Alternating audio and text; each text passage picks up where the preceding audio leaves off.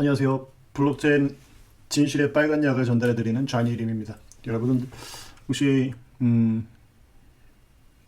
암호화폐 투자하시는 분들 많이 계시죠? 네. 투자도 좋지만 제일 좋은 투자는 절대 손해보지 않는 투자가 뭐냐면 바로 자기 자신에게 하는 투자 아니겠습니까? 그래서 오늘은 여러분들 비트코인 공부하셔야 됩니다. 비트코인 공부하셔야 되고요. 오늘은 간편 검증 Simplified Payment Verification SPV에 대해서 설명드리도록 하겠습니다. 간편 검증, 우리말로 간편 검증이고 여기들은 Simplified Payment Verification입니다. 자, 풀 기능의 네트워크 노드, 이제 앞으로 풀노드라고 얘기하는데 풀 기능의 네트워크 노드 운영 없이도 결제 검증이 가능하다라는 사실입니다. BTC 진영에서 많은 사람들이 Don't trust, verify 이렇게 얘기하잖아. Don't trust, verify. 그래서 모두가 풀노드를 운영해야 된다라고 얘기를 하는데 어떻습니까? 비트코인 100세에 뭐라고 써있죠? verify 하는데 풀노드를 운영할 필요가 없다 이렇게 써있죠. 100서에 이렇게 버젓이 써있죠.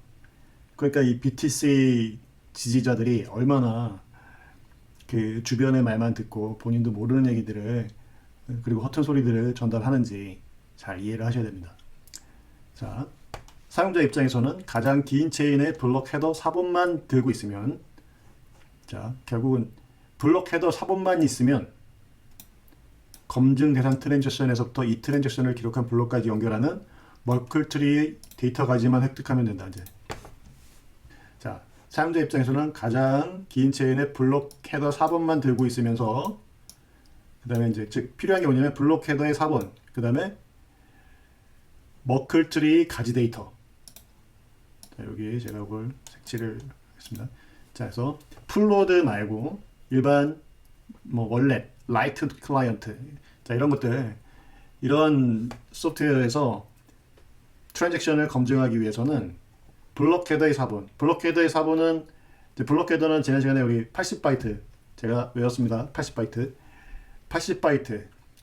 그래서 1년을 통틀어봤자 한 4점 몇 메가밖에 안 되죠. 그리고 전체 블록체인을 그러니까 지금까지 10년 정도 됐으니까 해봤자 50메가 정도밖에 안 되겠죠. 요즘에 50메가 정도면 그냥 뭐 핸드폰에 그러니까 지금 우리가 사용하는 보통의 핸드폰, 스마트폰 가지고 비트코인 탄생부터 지금까지의 모든 역사에 블록 헤더를 다 들고 있을 수 있다는 얘기입니다. 자, 그러니 블록 헤더 4번은 그냥 들고 있으면 되겠죠. 그 다음 필요한 것보다 머클트리의 가지 데이터, 요거는 좀 밑에 그림을 보면서 설명을 드리도록 하겠습니다. 자, 이렇게 두 가지만 있으면은 검증을 할 수 있다. Don't trust, verify, 뭐 그 얘기하는 거 좋아요. 그럴 수 있죠. 하지만 거기다 덧붙여서 우리 모두가 풀노드를 운영해야 된다.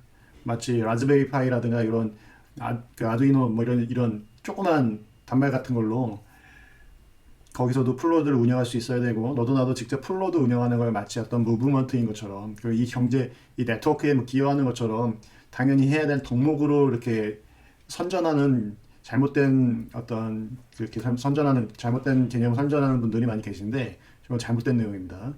물론 본인들은 좋은 뜻으로 하시는 거겠지만 제대로 이해를 하시고 하셔야 돼요. 그러니까 본의 아니게 그 흔히들 얘기하지 않습니까? 착한 사마리아인이라고요. 좋은 의도로 했지만 2, 3%의 잘못된 정보를 기반으로 결과적으로 사회에 아주 나쁜 결과를 초래할 수가 있는 겁니다. 자, 그래서 다시 백서 내용으로 돌아가자면 사용자가 트랜잭션을 자, 스스로 검색할 수는 없지만 트랜잭션이 블록에 포함된 위치까지 연결해 봄으로써 해당 트랜잭션이 어느 한 네트워크 풀 노드에 의해서 승인되었고 그 뒤로 다른 블록들이 추가됨으로써 네트워크 자체가 트랜잭션을 승인했다는 것을 확인할 수 있다. 자, 여기서 이 트랜잭션 뭐 이제 이런 내용들이 있는데 요거는 좀 맥락을 쉽게 이해하시려면은 이거 그냥 돈이라고 생각하시면 돼요. 코인. 자, 그러면 요 그림으로 설명을 드릴게요. 자, 그림으로 설명드릴게요. 자, 여러분들이 라이트 클라이언트예요. 이때면 어디 소상공인입니다. 붕어빵을 팔고 있는데 요새는 잉어빵을 팔더라고요. 자, 잉어빵을 팔고 있는데 외국인이 와서 비트코인을 지불했어요. 제가 말씀드리는 비트코인은 언제나 BSV죠. 네, 비트코인을 지불했습니다. 자, 여러분들은 풀노드를 운영하는 게 아니기 때문에 이 지불받은 비트코인이, 즉 이 코인이 정상적인 코인인지 확인을 해봐야 되는 거죠. 그런데 그런 방법이 있다 없다? 있다는 얘기죠. 어떻게? 자, 이 코인이 어디서 생긴 건지 이 코인의 족보를 확인해 볼 수 있어요. 자, 그래서 이 코인의 족보를 확인하기 위해서 이렇게 보시면 여기 실선으로 되어 있는 게 보이죠? 이렇게 실선으로 되어 있는 데이터만 있으면 족보를 확인할 수가 있다는 얘기입니다. 자, 여기 있는 내용은 블럭 헤더라고 그랬죠? 지금 다 합쳐봤자 50메가. 50MB 밖에 안 되죠, 이거? 이거는 그러니까 핸드폰에 이미 있는 거고요. 추가로 필요한데 또 이거는 뭡니까? 이거는 고객이 지금 우리한테 지금 지급한 돈이죠. 나머지는 뭐가 필요하죠? 요놈과 요놈. 자, 그러면 요 실선으로 된 거 두 가지는 풀노드한테 쿼리를 하면 돼요. 질의를 해서 받으면 됩니다. 풀노드한테 질의해서 받으면 되는데 이거 얼마입니까? 256비트죠. 256비트면 네, 순식간이죠. 숫자로 치면 엄청 큰 숫자인데 데이터로 치면은 정말 작은 데이터예요. 자, 그래서 요거 순식간에 받고요. 쿼리를 날려서.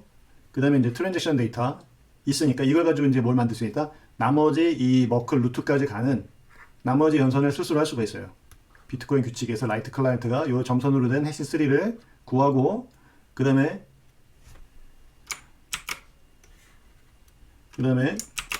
요 해시2 받아왔죠? 그러면 요 두 개 가지고 다시 토너먼트 해가지고 해시 2, 3 그 다음에 해시 0을 받았으니까 요거 두 개에서 머클 루트 구했죠? 자, 그래서 이 트랜잭션에 있는 트랜잭션이 어느 블럭에 속속되어 있는지 딱 봤더니 정말 계산으로 얻어진 이 머클 루트와 직접 블럭에 있는 머클 루트가 같다. 이 머클 루트는 자기 핸드폰 안에 있죠? 이 블록, 이 몇 번째 블록이든지 이게 만약에 n번째 블록이라고 하면 이 n번째 블록에 있는 실제 머클 루트 내용과 이 트랜잭션 받은 거 요걸로 계산해서 나온 머클 루트 그 두 개 비교해 봅니다. 딱 맞아요. 그럼 어떤 얘기죠? 이 트랜잭션은 이 블락 어딘가에 있는 트랜잭션이라는 게 확인이 되는 겁니다. 그러니까 이 블락에 있는 돈이라는 거죠. 코인. 그죠? 어디서 하늘에서 뚝 떨어진 코인이 아니라 여기 있는 코인이다. 그게 확인이 된 거예요. 그런데 이런 간편 검증은 정직한 노드들이 네트워크를 제어하는 한 믿을 수 있다. 그렇겠죠? 그런데 문제는 뭐냐면 약간 좀 이제 이게 논문과 비슷한 거기 때문에 사실 이 부분은 거의 발생할 수 없는 내용인데 사토시 형님이 썼어요. 그래서 이제 이 부분들 사람들이 많이 오해를 하는데 아무튼 읽어보겠습니다. 그러나 네트워크에서 공격자가 우위를 점하는 상황에는 취약하다. 사실 그리 취약하지 않습니다. 사실 그리 취약하지 않은데 어쨌든 거론을 해야 되니까 사토시 형님은 이 부분까지 이렇게 얘기를 한 거예요. 자, 풀노드의 경우 스스로 트랜잭션 유효성을 검증할 수 있는 반면에 간편검증법의 경우에는 공격자가 네트워크에서 우위를 점하는 동안은 조작된 트랜잭션에 의해 속을 수 있기 때문이다. 자, 속을 수 있다라는 건데 전에 말씀드렸다시피 애초에 이런 일 자체가 공격자가 네트워크에서 우위를 점하는 이런 상황 자체가 거의 발생을 하지 않게 되죠. 예. 그러나 이제 역사적으로 몇 번 있긴 있었어요. 있긴 있었기 때문에 얘기는 해야 됩니다. 이때 어떻게 되는지. 근데 이제 앞으로 좀 더 이 시스템이 네트워크 규모가 확대되고 하면은 아예 이러한 시도 자체가 발생하지 않을 거라고 봅니다. 어쨌든 계속 이어서 말씀드릴게요. 자, 그래서 이러는 동안은 트랜잭션에 이제 조작된 트랜잭션에 의해 속을 수 있다. 자, 이런 문제를 피하기 위한 한 가지 전략은 자, 트랜잭션을 조작하려면 어떻게 되냐면 무효한 블럭을 만들어야 돼요. 그래서 지난번에 요게 유효한 블록체인이라고 하면 요게 유효한 거라면 여기에 이제 공격을 위한 가짜 블럭을 이제 공격력 다른 블럭을 이렇게 따로 만들어야 됩니다. 공격자가. 자, 그래서 이렇게 만들어 놓고 여기다가도 가짜 이제 잘못된 거죠. 만들고 이제 요 트랜잭션이 이제 정상 트랜잭션이 아니라 자기가 조작한 트랜잭션으로 요 놈이 여기 있는 것처럼 이렇게 소개해야 되는 거거든요. 그런데 전체 네트워크는 이걸 이 블럭을 승인을 안 했죠. 그런데 이제 이 간편 결제에서는 잠시 동안 이제 그 공격자가 네트워크에서 우위를 점하니까 이 헤더를 요쪽 거를 들고 있을 수가 있는 거죠. 그때 잠깐 속을 수 있다 이런 얘기를 하는 겁니다. 자, 그런데 이런 경우에 어떻게 해결한다? 자, 이런 경우로 하더라도 무효한 블록이 발견되면 아니스트한 노드들 간에 풀로드들이, 그러니까 즉 이 아니스트한 풀로드들이 비상 신호를 내요. 얼럿을 하고요.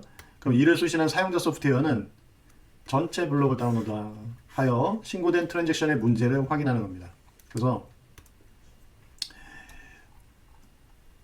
네트워크에서 얼럿이 나니까 아까 공격자가 만들었던 요 헤더뿐만 아니라 요 다른 얼럿 지금은 공격이 진행되고 있어 라고 얼럿을 띄우는 겁니다. 그러니 어떻게 합니까? 라이트 클라이언트 입장에서는 요 녀석과 요 녀석을 다 받아보면 되겠죠. 받고 서로 문제가 발생했다는 걸 알면 그동안은 좀 더 조심해서 자금을 트랜잭션을 수신을 하면 돼요. 저는 프루프 오브 워크 때 설명을 드렸지만 잠깐 뭐 이러한 경우라 하더라도 사실은 요걸 수신을 굳이 안 하지 말고 본인이 어떤 리스크를 감당할 수준에서 이제 이중지불 여부라든가 이런 걸 판단을 해서 경우에 따라서는 약간의 리스크를 지고, 왜냐면 붕어빵 정도니까 그냥 결제를 처리해 줄 수도 있어요. 요건 또 다음 기회에 제가 다시 한번 이중지불을 막는 법에 대해서 설명을 드리면서 이제 이 백서강도가 끝난 이후에 제가 작성한 블로그 포스팅을 기반으로 다시 한번 설명을 드리도록 하겠습니다. 또 한편 결제 금액을 자주 받아야 하는 사업체들의 경우에는 독립적이고 보다 신속한 검증을 위해 여전히 스스로 풀노드를 소유하고 운영하려 할 것이다. 이제 무슨 뜻이냐면 커머스 온라인 그 플랫폼들 있죠. 커머스 플랫폼들, 네, 뭐 쿠팡 11번가, 네, 뭐 아마존 이런 그런 온라인 커머스들은 거대한 그 회사들은 이제 풀노드를 운영할 만한 여력이 있죠. 그래서 그런 경우에는 직접 풀노드를 운영을 하게 되면 애초에 이런 공격적인 이제 사기 트랜잭션 자체를 직접 검증하고 걸러낼 수 있을 뿐더러 이중지불 같은 게 시도가 발생하더라도 그 뭐 5단계, 6단계 뭐 이렇게 컨펌을 기다리도록 1시간, 한두 시간씩 고객을 붙잡을 게 아니라 뭐 한 5, 6초 정도 만에 스마트 컨트랙트 기능과 함께 접목해가지고 처리를 하게 되면 바로 그냥 결제 처리를 할 수 있게 됩니다. 그건 다음 시간에 다시 한번 설명드리도록 하겠습니다. 자, 그래서 오늘은 이렇게 SPV 간편 결제 승인, 간편 결제 검증에 대해서 얘기를 해봤고요. 자, 지난 시간에 했던 내용 중에서 조금 제가 추가적으로 설명을 드려야 될 게 하나 있는데, 이 디스크 공간 회수에서 그때 제가 설명드린 내용 중에 하나가 요 더블 해시와 관련된 부분을 말씀드릴 때 이제 토너먼트를 여기서 이렇게 이 트랜잭션에서 바로 머클 트리를 가는 게 아니라 한 번 해시를 한 트랜잭션의 해시로부터 머클 트리를 구하는 것, 이제 이렇기 때문에 이게 트랜잭션을 정보가 이제 필요한 경우에 필터링도 될 수 있고 또 필터링도 될 수 있고 그 다음에 이제 이 업무를 분업화할 수도 있고 이제 그렇게 말씀을 드렸는데요. 그런데 제가 확인해 보니까 여기서 사용되는 해시 알고리즘이 그러니까 여기 저희 구독자분 중에서 한 분이 제보를 주셔서 이게 샤256이 아니라 해시256이더라고요. 자, 해시256은 샤256을 두 번 한 겁니다. 샤256 그러니까 여기다가 다시 한번 할게요. 해시256X는 샤256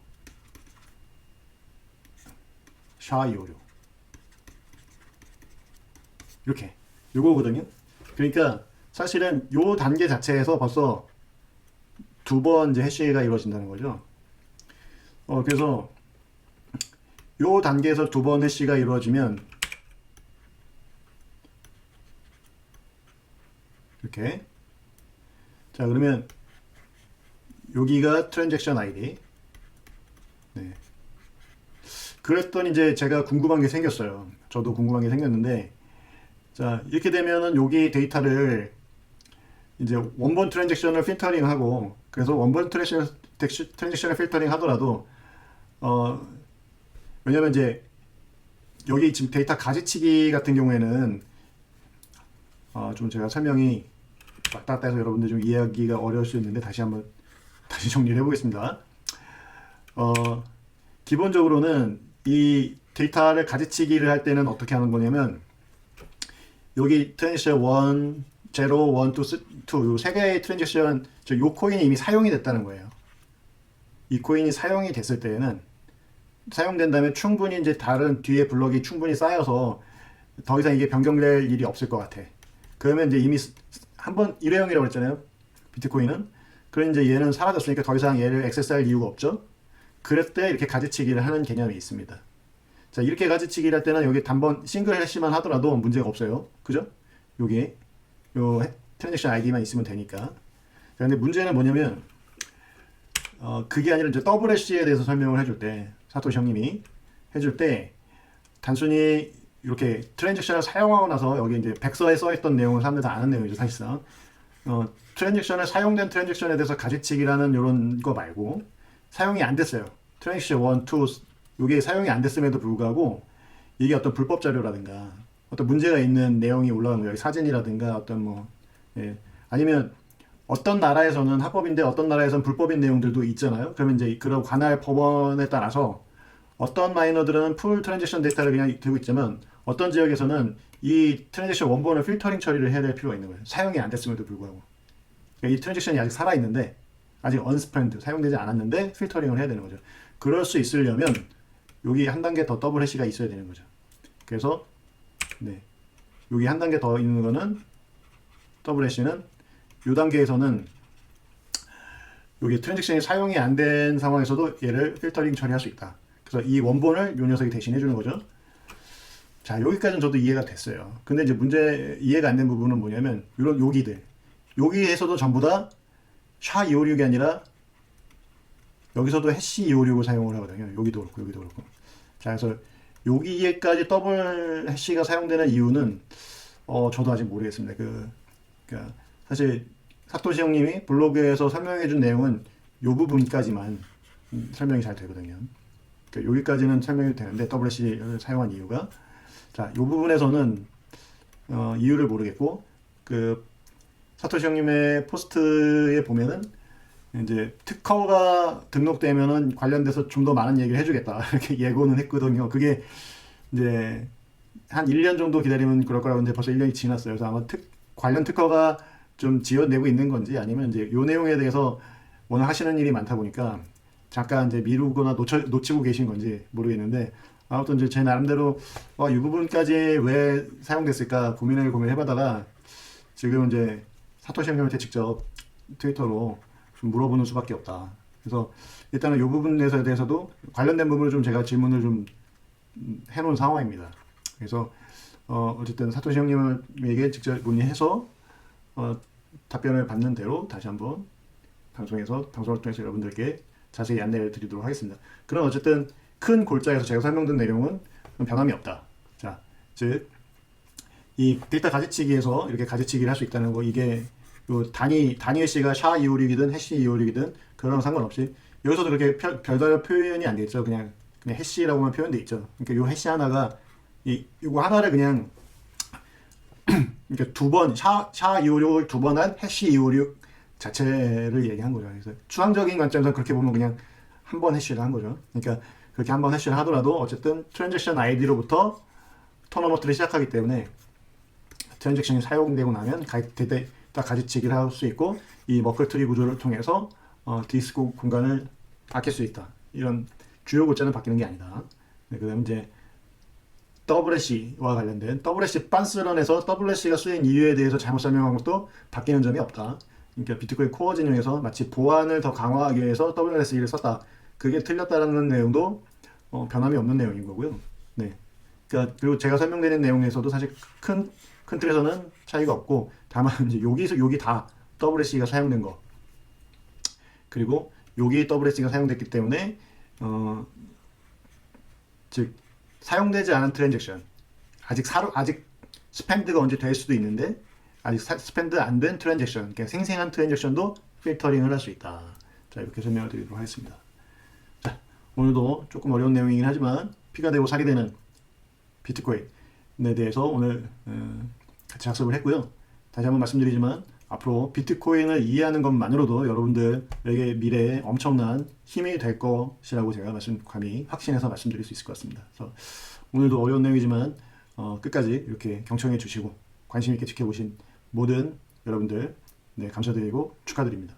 자, 지금까지 블록체인 빨간 약 좌니김이었습니다. 빠이빠이.